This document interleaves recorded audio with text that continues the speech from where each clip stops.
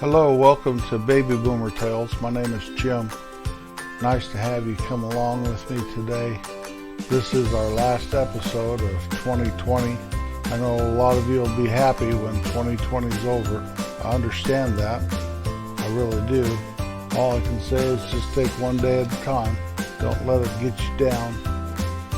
Last week was our 100th podcast, and it happened to fall on our Christmas podcast. So I thought I would do some things associated with the 100 previous podcasts before we move into the future, turn the page on 2020 and dive into 2021. The first thing I thought I would do is a top 20 of my favorite podcasts. Out of 100, I broke it down to my favorite 20, and really some of them I could have put 2 or 3 others in there, and then some of them were not my favorites at all. So out of all those 100, I do have 20 plus 2 honorable mentions, and so let me just start there and I'll work my way up to my number 1 favorite podcast that I've done. Now you want to remember that these are my favorite and not necessarily your favorite, but the only way I can judge that is by the downloads they have, and I have a segment after this segment that'll talk about my top 10 most downloaded episodes. So let's start with this, my top 20 favorite podcasts. Second runner-up was episode 2, my Don't Come Home Without a Haircut story. Between episode 1 and episode 2, I try to jam everything I thought I could do in a lifetime of podcasting into those first 2 episodes. This one talks about a story when my dad took me to the barber shop and told me not to come home without getting a haircut. And so it took me a week to make it home, and my adventure I had. First runner-up is episode 1, From Being a Child to Becoming a Young Adult. My maiden episode. It was pretty rough, I do believe, but I did tell a couple good stories. And it basically talked about, for me being in kindergarten to growing up and becoming a young man. And actually, listening to it, besides all the editing problems and dealing with the way I thought I sounded, I thought it came out okay. Just okay. Some right after these first 2 were not so good. But then I feel like I got kind of a handle on things. Number 20 of my all-time 20 favorite podcasts, KOMA, talked about a radio station in Oklahoma City that you could hear in my hometown when I was a boy growing up. It was about the only radio station you could get at night, and it was a top 40 station, and it really brought back a lot of memories for me. Number 19, Homer 2020. Homer Cates of Cates General Store. He shows up every now and then, either with full-length episodes or a short little interlude he has on a certain episode. He's probably made an appearance on 15 or 20 episodes over those first hundreds. So if you are a listener at all, you're somewhat familiar with Homer. This one covers Homer in the year 2020 instead of 1977, or it'll be 78 starting in a couple days. He's an older man by now. I really like Homer. I really, really do. Number 18, Home Economics 101, talked about me cheating on a test. This one had a little short at the very end of the podcast, and I've encouraged people from time to time, always listen towards the very end. I read a report about podcast listeners, some of the habits they have, and so many of them click off the podcast when they think it's over instead of letting it run through to the very end. And so I do try to put little funny things usually at the very end, and this one had one of those. Number 17, 3 short stories. The 3 stories were Dreams, Moccasins, and the book reading contest. That format worked out pretty well for me. I could get in there, tell a real short little story, something that probably I couldn't have done in the 15-minute, but I can do it in 5 or 6 easily. So you just bundle those 3 together.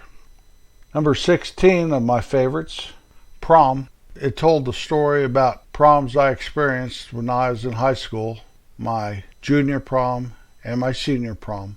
And this one really exposed my relationships with the female population. For better or for worse, I threw it out there. See what you think. Number 14, Gallup, New Mexico. I had a bad day one time, and so I thought I would just go to the Pacific Ocean in San Diego and walk up the beach to Washington. I got waylaid a little in Gallup. Number 14, Decades and Seasons.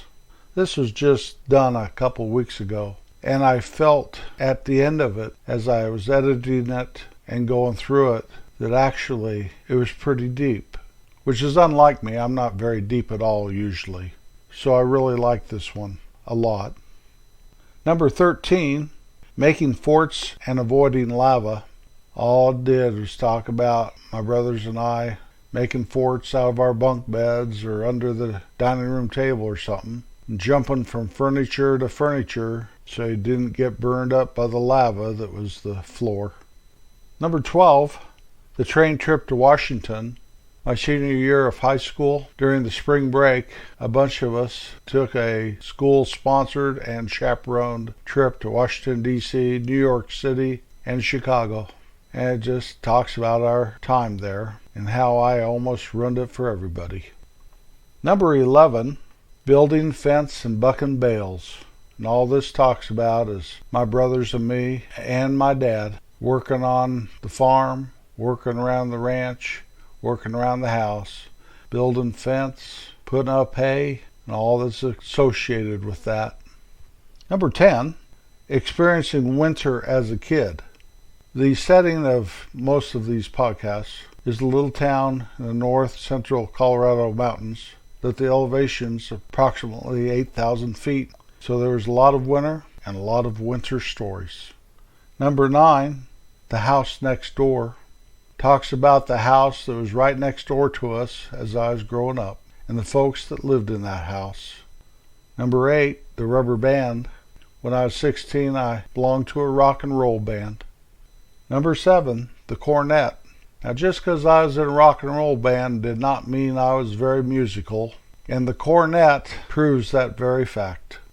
Number 6, The Letter Jacket.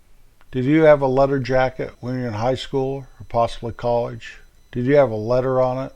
Did you loan your jacket to your girlfriend and show you were going steady? Were you an athlete or a band member or maybe in the choir? Well, I was in there somewhere, and I even had a jacket. Number 5, Third Valley and the Hotel. I spoke about this podcast a couple of weeks ago. This particular podcast is episode 30, and I believe right here my skill as a storyteller came to a new level. Always, always, always, these stories show my shortcomings, and I try to make it a little bit humorous. And I try to put some sort of moral at the end of the story. But this one really changed everything for me, I do believe. Number 4 on my 20 favorite podcasts is The Camper Caravan. I spoke about this a couple of weeks ago also. This had a character in it that was a friend of mine that just passed away. Now, I had this at number 4 before he passed away, before I even knew he was sick. So I'm not emotional about this got clear up there because of my friend Chuck's passing. But without him in the story, I may not be here to tell you this story today. So happy trails, my friend. Thank you for picking us up that night. Number 3, and this one was one of my all-time favorites, bar none. And it is one of the story type podcasts we do where I cover many things and it spans many different years. It is episode 38. The title of it is The El Grand. The El Grand was the movie theater in my hometown. And if you grew up around a place where everyone you knew went to the same theater, especially in a small town, you'll know what I'm talking about. I can listen to this one if I'm very bored or something. I sit down and I can listen to this one, kind of chuckle, kind of shake my head to this day. My third favorite, period. And it's only the third favorite because the next two coming up. The second favorite podcast I have is episode 10, a tribute to Dave. My friend Dave passed away, and I sat down as soon as I heard the news, and I did this podcast. So I was fairly emotional doing it, and I didn't edit it very much at all. Right here, I have to say that if I had a theme song for my podcast, it would be In My Life by the Beatles. Places and people I remember all my life. Dave was a very important part of my childhood, and even though I hadn't seen him for years and years and years, his getting sick and then passing affected me like a family member. Speaking of family members, my number one favorite podcast of all time, and I cannot see anything ever replacing it. You know, if after 200 I knew my 20 favorites. Some of these would get pushed down the list probably, but I believe this one will always stay at the top. Episode 76, the title of it is Mom, and I speak about my mother and memories I have of her, and talk about emotion. I was very emotional as I was closing this podcast out. And as far as editing, where editing can take me hours and hours to make everything as far as right as I can get, if you listen to these, you understand that it always sounds a little rough, and a lot of that's because of me, and part of it is because I leave some of that in when I edit. But I didn't do any of that with this podcast. I just took out the silence with me crying in the background. I took a lot of that out to get down to 15, 16 minutes, whatever it was.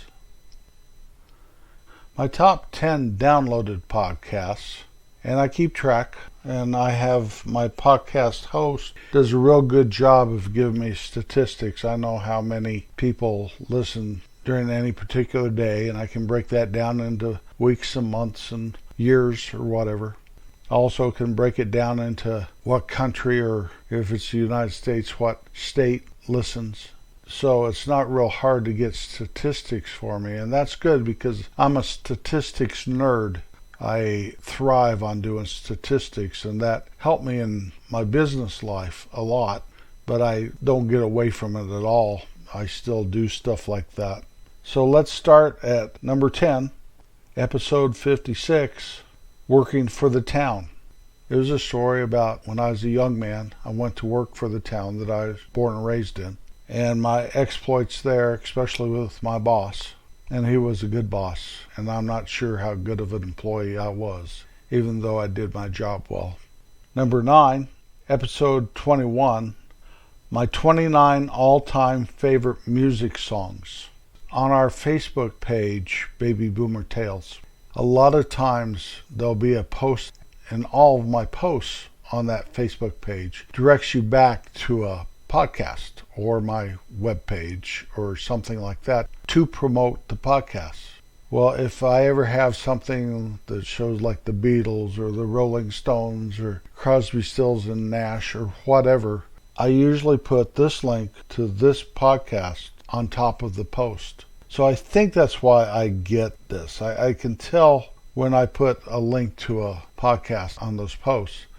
Posts that get a lot of action on the Facebook usually get some pretty good action on the downloads of the podcast. So that's what that's all about. That is why I have a Facebook page. Even though I do sentimental posts and stupid posts and funny posts and all this stuff, it is all designed so that you can have an opportunity to link to a podcast. So number 9, episode 21, my 29 all-time favorite music songs. I have done volume 2 now this year, and then next year we'll do a volume 3 because, you know, music, it's hard to pick out just 29 favorites. At least it is for me.